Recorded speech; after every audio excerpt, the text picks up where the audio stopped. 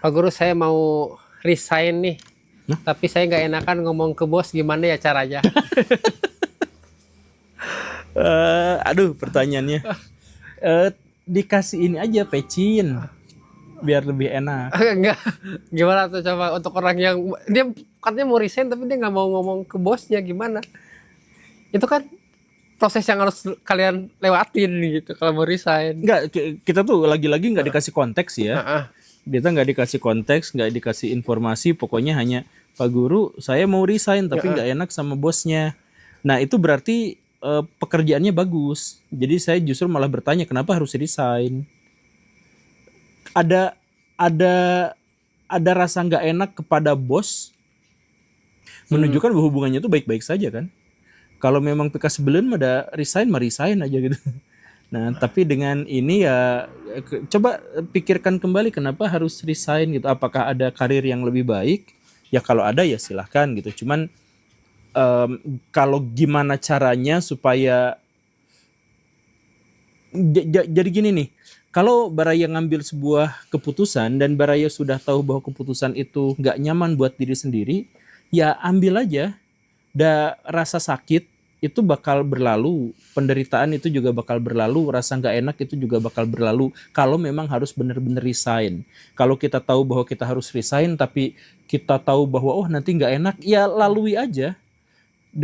Semua dari keputusan kita tuh pasti bisa berimpact, bisa berdampak pada ya pilihan yang tidak mengenakan kita atau tidak mengenakan orang lain. Tapi kalau memang sudah itu diambil keputusannya, ya ambil aja.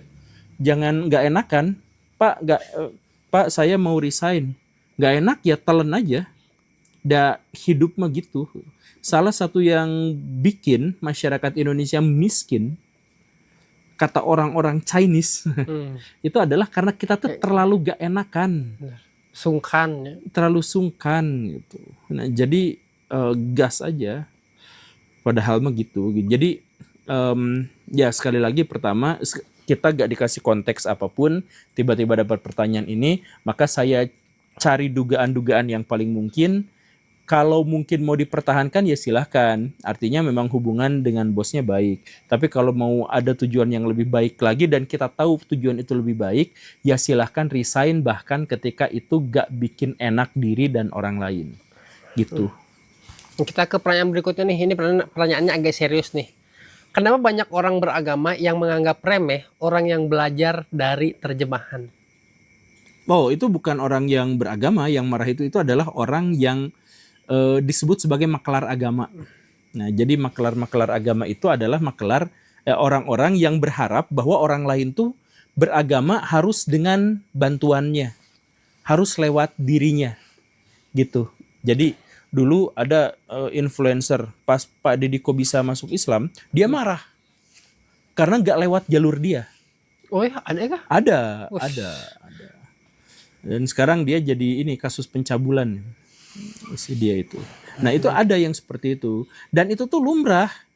Misalkan ada kata-kata, jangan belajar ke sana nanti sesat, jangan belajar ke sini nanti sesat. Belajar agama tuh harus yang. Nah mereka tuh mempromosikan dirinya sendiri dan mengejek yang lain. Dan mereka tuh sampai melarang kita untuk langsung mengakses sumber-sumber otentik dari agama kita. Karena mereka tuh berharap bahwa harus lewat mereka gitu.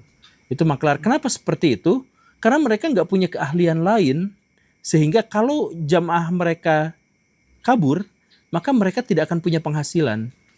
Jadi mereka tuh menjual agama demi untuk mendapatkan uang. Makanya ada orang mau mengakses Al-Quran pakai terjemahan, jangan, kamu kan nanti gak ngerti, nanti tersesat.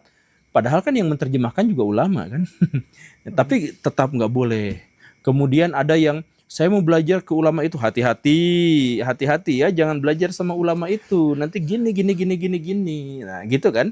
Jadi mereka tuh takut dan panik sekali kalau ada orang lain belajar dari di luar kelompoknya atau di luar garisnya.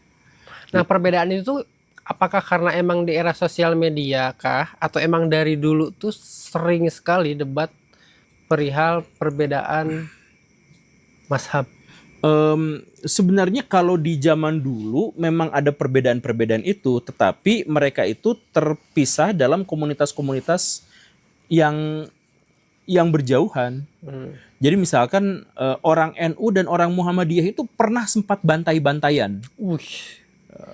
Hampir tidak diberitakan, tapi tahun 70, tahun 80, apalagi tahun 60-an itu terjadi bantai-bantaian tuh pernah terjadi. Tapi kan tidak dipublis atau sedikit sekali dipublikasikannya. Nah, kenapa bisa seperti itu? Ya karena itu khususnya nih yang NU, makanya namanya Nahdlatul Ulama. Kenapa namanya Nahdlatul Ulama? Karena di dunia Islam pada waktu berdirinya tahun 1920-an itu ada gerakan Wahabi. Yang gerakan Wahabi itu kamu tuh kalau mau belajar Islam langsung ke Quran dan Sunnah.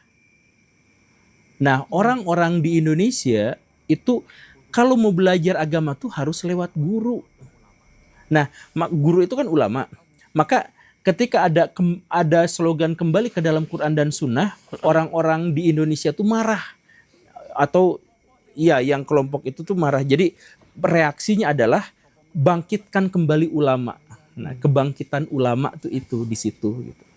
Nah, jadi otoritas itu harus ada kepada manusia, bukan kepada ilmunya, tetapi kepada yang membawa ilmu itu. Makanya nanti ada berkah, ada karomah kalau belajar harus ini dan sebagainya. Ya karena kitab yang menjadi rujukan utamanya itu adalah Ta'limut Alim. Dan coba cek aja ya, kalau misalkan kita mengkritik kitab-kitab yang lain, yang kitab kuning yang lain, kita tuh relatif ditolerir, tapi kalau mengkritik Ta'limut Alim, wah bisa digebukan itu. Karena sumbernya dari situ gitu. Jadi kita tuh harus berguru, harus apa gitu dan sebagainya. Dan ya sebenarnya kitabnya nggak jadi masalah, itu adalah bagian dari istihad klasik gitu. Cuman itu kemudian digunakan untuk kita tuh jadi orang-orang itu tuh jadi makelar-makelar yang orang tidak boleh belajar dari siapapun kecuali dari kami gitu. Kalau belajar dari Wahabi, belajar dari Jamaah Tabligh, dari Syiah dan sebagainya, nanti sesat. Dari liberal itu nanti sesat. Ya kalau misalkan kita kan ya silahkan kalian belajar dari manapun dan temukan sendiri kebenarannya, tapi harus dikonfirmasi. Nah, tapi kalau misalkan mereka enggak, jangan belajar dari sini, jangan belajar dari sini, ini harus dari kita gitu. Kayak gitu. Nah, ini pertanyaan terakhir Pak Guru, masih soal Nahdlatul Ulama. Bahas soal Yakut yang korupsi Pak Guru. Jadi setelah beberapa kali dimention akhirnya ditetapkan sebagai tersangka. Iya, saya tuh udah bikin dulu videonya dan beberapa kali juga menjelaskan sedikit. Jadi gini, status tersangka itu sebenarnya sudah dari zaman dulu seharusnya tuh. Cuman masalahnya Gus Yakut itu punya potensi untuk cepu. Nah, jadi gini, korupsi itu gak mungkin sendirian. Gak mungkin. Gimana caranya korupsi sendirian? Kan nggak bisa. Nah, korupsi itu karena dia melibatkan banyak orang, dia banyakan banget, maka kalau nanti ada ketahuan, maka para pelaku itu akan rapat gimana caranya untuk mengatasi masalah ini. Ada yang pakai pengacara, ada yang pakai apa. Tapi endingnya adalah kalau ini sudah benar-benar bakal kena hukum, maka kita harus menumbalkan satu orang yang tidak akan menyeret orang lain. Nah, jadi Gus Yakut itu sebenarnya dari dulu mau ditersangkakan, tapi nanti kalau dia cuap-cuap cerita ke sana ke sini gimana? Nah, dia tuh bikin obrolan dulu. Gus Yakut, ya udah nanti gini, misalkan ini mah ya misalkan. Gus Yakut, nanti untuk meredam kemarahan masyarakat, kamu nanti yang jadi tumbalnya, yang jadi apanya, nanti kamu hukumannya dikurangin. Nah, setelah hukumannya dikurangin, jadi misalkan cuma setahun 2 tahun. Nah, tapi hukumannya juga bohong-bohongan, tidak beneran di penjara, hanya divonis aja begitu. Hanya namanya aja tercoreng. Iya, namanya aja tercoreng dan sebagainya. Tapi nanti kompensasi uang apa adalah buat kamu gini. Nah, biasanya sih di negeri nun jauh di sana mah begitu. Kalau di sini juga kadang-kadang ada yang kayak begitu gitu. Jadi lobbynya gimana caranya supaya orang yang ditumbalkan itu tidak bernyanyi. Dan ini tuh yang pernah kejadian tuh di ini Nazarudin. Dia lincah tuh kemana-mana ngomongnya tuh. Iya, dia kan ini kan cepu kan cerita kesana kesini gini gitu. Saya tahu sampai saya tidak mau makan karena takut diracun sama SBY. Nah, yang kayak gitulah. Atau Antasari Azhar dan lain sebagainya. Nah, jadi ini berita-berita semacam itu adalah berita yang lumrah di negeri ini. Jadi apakah berita keramaian Mensria Panji untuk menutupi kasus ini. Oke lah Pak Guru, terima kasih untuk hari ini. Iya. Sampai jumpa besok. Assalamualaikum warahmatullahi wabarakatuh. Waalaikumsalam warahmatullahi wabarakatuh.